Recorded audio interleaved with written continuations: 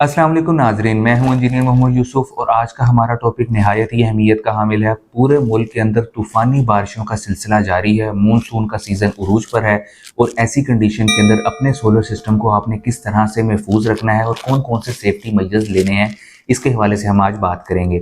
नाजरीन, दो तीन चीज़ों को सबसे पहले आपने इंश्योर करना है। आपकी छत के ऊपर बारिशों की कंडीशन के अंदर, तूफ़ानी बारिशों में छत के ऊपर किसी किस्म का पानी खड़ा नहीं रहना चाहिए, ड्रेनेज प्रॉपरली हो।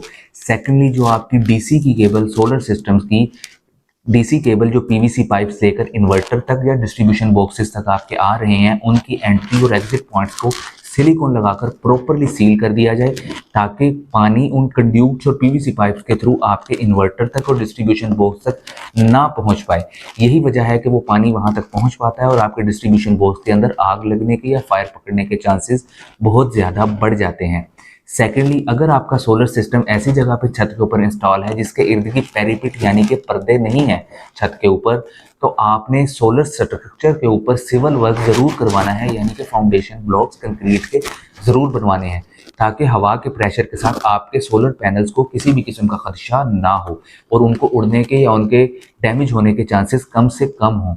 सेकेंडली, अगर आप एलिवेटेड स्ट्रक्चर आपके घर के अंदर लगा है तो उसके लगते हुए ही इस बात को इंश्योर करें कि आपके एलिवेटेड स्ट्रक्चर का जो गार्डर है, उसकी जो बेस प्लेट है, वो डायरेक्ट लेंटर के अंदर आपने उसको ग्राउंड करवाना है। उसको आपने टाइलों के ऊपर जो टसू लगा होता है उसके ऊपर नहीं लगवाना। जब ये लेंटर के अंदर इसको रावल बोल्टिंग करके ऊपर इसके सिविल वर्क किया जाता है तो सिस्टम के अंदर किसी भी किस्म के डैमेज होने का अंदेशा कम से कम होता है। स्टैंडर्ड स्ट्रक्चर की कंडीशन के अंदर कोशिश करें कि आपकी छत के ऊपर पैरापेट वॉल हो, यानी कि पर्दे बने हुए हों, ताकि आपका सोलर सिस्टम उससे नीचे रहे। और अगर पर्दे नहीं हैं तो स्टैंडर्ड स्ट्रक्चर के साथ भी सिविल वर्क निहायत लाजमी है। नाज़रीन, एक तीसरी बहुत ही अहम कंडीशन कि बारिशों के दौरान ग्रिड आउटरेजेस के चांसेस बहुत ज़्यादा बढ़ जाते हैं, यानी कि बिजली कभी आ जाती है, कभी चली जाती है और बाज़ुका जब आती है तो वोल्टेजेस बहुत ज़्यादा होते हैं। ऐसी कंडीशन के अंदर आपके सिस्टम की अर्थिंग का प्रॉपर होना बहुत लाजमी है। तो नाज़रीन, इस कंडीशन के लिए और अपने सिस्टम को सर्जिस से बचाने के लिए, ख़ास तौर पे अगर आपका ऑन ग्रिड या नेट मीटरिंग वाला सेटअप है, उसको महफूज रखने के लिए अपनी अर्थिंग को प्रॉपरली चेक करें। अर्थिंग को प्रॉपरली चेक करने का तरीक़ेकार क्या है कि आपने सिंपल एक डिजिटल मल्टीमीटर के थ्रू फेज़ के और अर्थ के दरमियान वोल्टेजेस मेजर कर लेने हैं। आइडियली अगर आपका अर्थ प्रॉपरली काम कर रहा है तो जो आपका वोल्टेज फेज़ टू न्यूट्रल के दरमियान होता है, वही वोल्टेज फेज़ टू अर्थ के दरमियान होना चाहिए।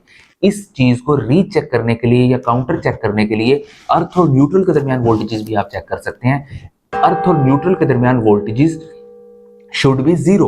ठीक है, अर्थ और न्यूट्रल के दरमियान किसी किस्म का वोल्टेज नहीं होना चाहिए और अर्थ और फेज के दरमियान वही 230 वोल्ट आ रहा होना चाहिए जो आपका फेज और न्यूट्रल के दरमियान होता है।